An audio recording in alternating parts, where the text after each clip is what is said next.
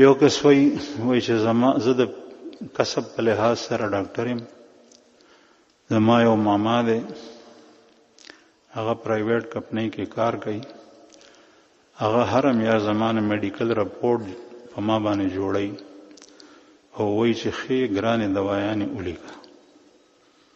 زه هغه ته ویم چې دا ناجایز دي. نو دغه کار ته جایز وي او دغه د بارا مختلف خبرې کوي.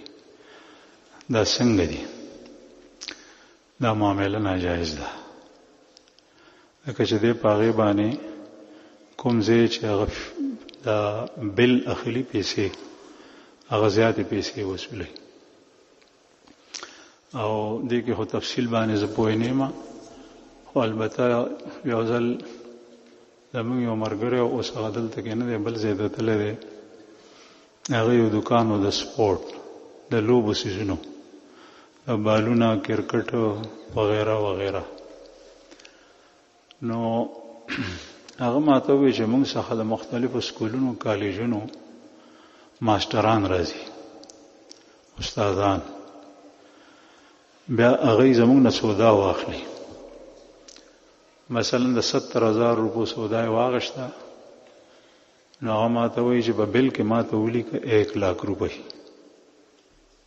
70,000 سودا واغشته، په بل کې ماته 1 लाख ولیکه، ماته هغه را کې 70,000.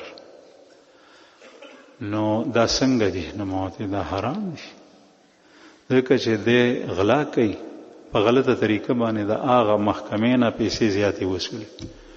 او زمونږ د ملک په اکثرو محکمو کې یا ټولو کې سوا د بعضې مسلمانانو الحمدلله شته، هغه موږ څخه راځي.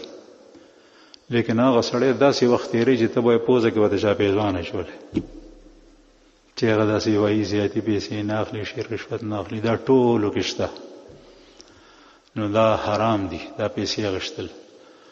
او ته خو حرام نه کې چې ته لیکې وته، لیکن تم په ګناه کې راځي چې دا لیکل وته کې چې څومره پیسې په هغې باندې خرج کېږي، هغه عمره بل وته جوړو، د هغې نه سیوا وته مه لیکه.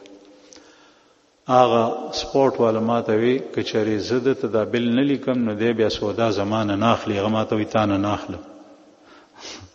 نو ما ته دا شی خو پکې وي چې کوم سړی ایمانداري کوي، نو بس اوس دې ځای کې هغه مسله ده چې خدای اخلي، د الله رسول اخلي، الله اخلي، او کنه پیسې اخلي. که پیسې اخلي بیا د الله او د الله رسول پاتې کیږي. دغه ټکي په هر ځای کې تاسو لګوي. تا به الله جل شانو یو کال 6 میاشتې 3 میاشتې به تا ته تکلیف وي، لیکن تا ته به الله پاک داسې لار پرانیزي چې ته به پوه هم نشي.